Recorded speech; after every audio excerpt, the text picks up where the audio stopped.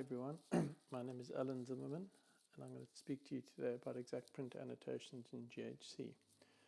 If you recall, I spoke last year as well about the plan to move the Exact Print Annotations and the processing into GHC, and today I'm reporting on those results. And the goal is to give a 10,000-foot overview to firstly orient GHC developers and API users who wonder what on earth this is, and to give some pointers for previous users of ghc-exactprint as to what will have to change.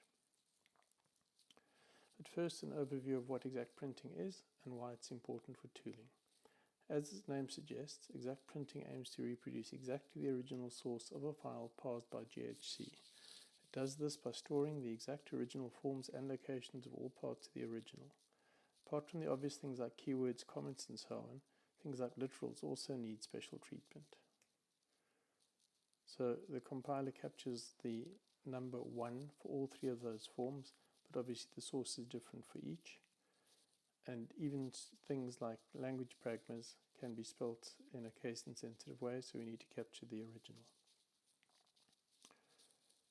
Exact printing has a further goal, though, to allow the parsed AST to be modified and then exact printed so that all the unchanged parts remain exactly the same. This allows us to write tools to modify code, for example, adding a new import without disturbing the rest of the file. This is complicated by the fact that Haskell is layout sensitive, so special care must be taken when moving a piece of code from one place to another where its indentation may change. For example, in this let expression, if we change the XXX to be XXX longer, the entire piece needs to move off, and it does with the exact printing that we have. Exact printing has been available for tool writers since GHC 7.10, and there's a whole ecosystem of tooling built on it, from formatters to code mods, retry, and so on. What is changing from GHC 9.2 is that the locations of the additional items, trivia as they're called in Swift and Rust, are now captured directly inside the GHC AST. The ghc-exactprint library is still distributed via Hackage and is still the one to program against if you've used it up to now. But it's been heavily updated and as such gets a major version bump. It's going to be 1.1 and it loses backward compatibility. I didn't go 1.0, it's a bit, people get weird ideas on that. Changes to ghc-exactprint. There are three main effects from the perspective of tool writers. First of all, the indirect type of the API annotations is gone. They're now called Exact Print Annotations as well. They used to be tied together via the source span and constructor name. They're now captured directly in the AST. We also no longer have a two-phased approach inside ghc-exactprint. We used to take the raw output from the GHC parser, run it through a delta phase, which made all the offsets relative, and then allow you to manipulate that and then print it. And we also no longer need to add default annotations for freshly parsed or constructed pieces of AST, because for some time now the GHC Pretty Printer has a guarantee that anything you pretty print will parse back to exactly the same AST. Modulo locations, but the actual structural AST is the same. One of the other things that's changed in GHC 9.2 is an internal restructuring of the modules making up GHC itself. For our purposes, that means the old ghc.hs hierarchy has been split into language.haskell.syntax, which is completely general and intended to be separate at some point and can be used for template Haskell or any other usages that just need the syntax tree, and ghc.hs, which provides the specific usages inside GHC. It populates the extension points, defines the parsed, renamed, type checked variants, and so on. When I use the word AST, I'm talking about the parsed source in this talk, which is defined in ghc.hs and includes the GHC specific interpretation of the trees that grow extension points, which are used for the exact print annotations. So to be precise, the parsed source is a located HS module, and inside HS module it's specialized to GHC parsed phase, the parse phase. Another thing you'll notice about the new AST is that it's littered with types. Extrec is defined as a type family where P and A determine R, and R in turn determines A. Within the ghc.hs side of things, extract is defined on ghc parse for all the parses that are ghc specific to be gen located, and another type family anno of A, where the type family just maps the A to a particular annotation based on it. So for example, we have, for this LHS expression is extract P of that. In ghc, we say that the anno for the HS expression in the ghc parse is a thing called a source span NA, which I'm not going to go into detail now, but it's a source span with annotations in it.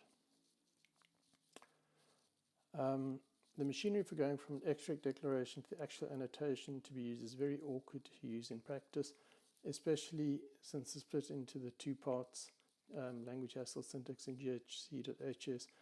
means the extract definitions occur in one branch of the source tree and their resolutions in another, and not always in an easily searchable way, because the type family resolves to the expanded synonym, not what you type.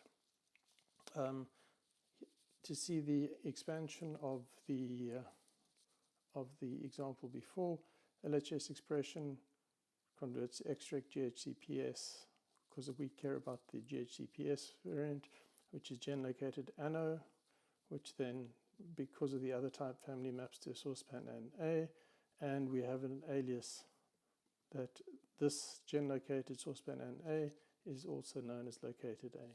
So we've got a shortcut. And there's even more detail.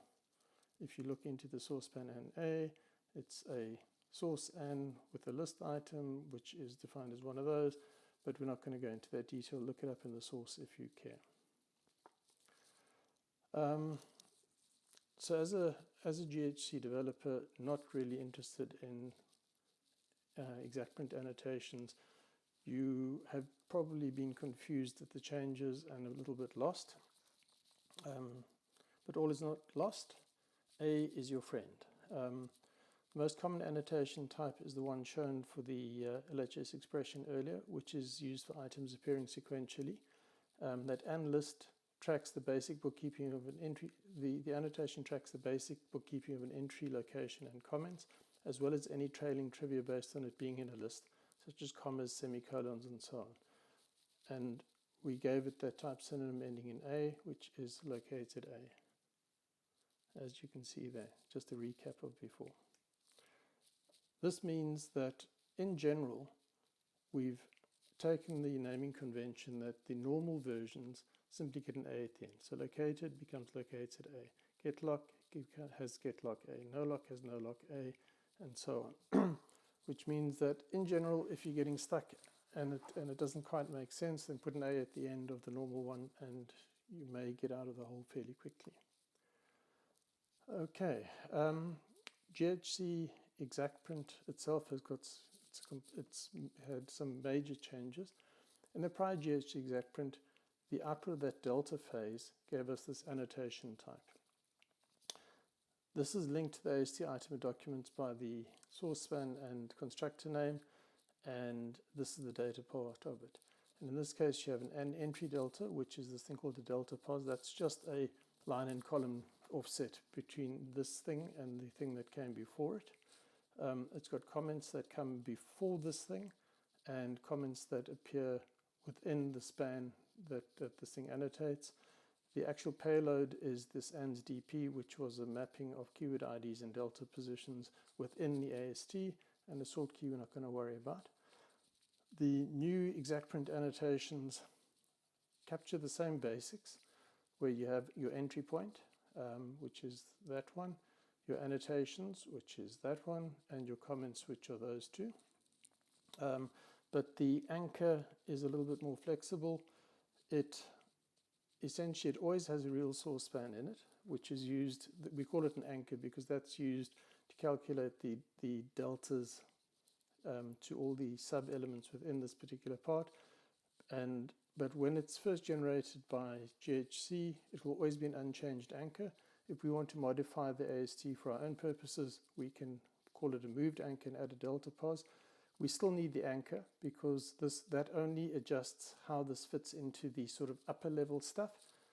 The parts inside this AST element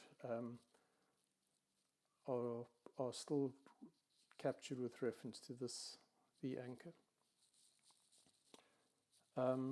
Another highly visible change is that the delta pos type, which was used to capture all those deltas, was a little bit bad before, so it's become more useful. It now expressly says it's on the same line and has only got a column, or it's on a different line and it's got a line and a column. Strictly speaking, we should somehow encode that the line is always greater than 0, but I'll leave that for people coming beyond. And these are mostly, when we come across them, it's wrapped in EPA location, which is either the real span as coming out of the parser, or we can give it a delta, which allows us to change the location of items and work in a purely relative zone without having to try and make source spans, construct source spans that make sense relative to each other.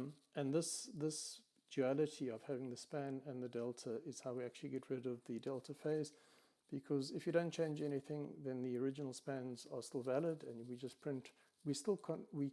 In the printing phase, we convert them into deltas and then print, or you can put in the delta directly. And that means you can, if you change an entire subtree, if you move a subtree in the AST, you only need to adjust the top part with the delta, and the rest will just carry on lining up because it's all the relative spacing that we care about.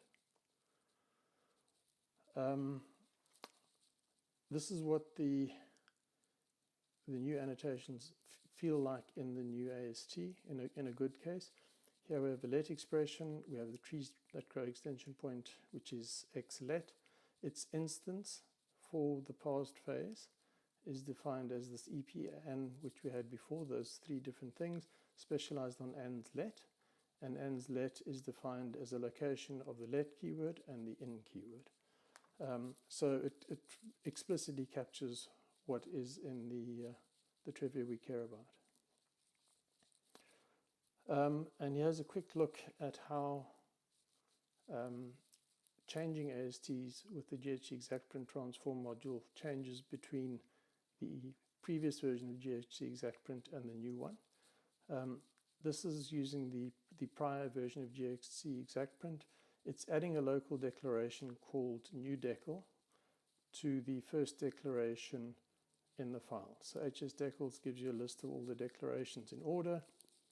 You need to balance the comments. The comments are all heaped up before D2. So if anything actually belongs to D1, then we need to split them up between the two, so that when we add new child expressions, they get the comments lined up in the right place.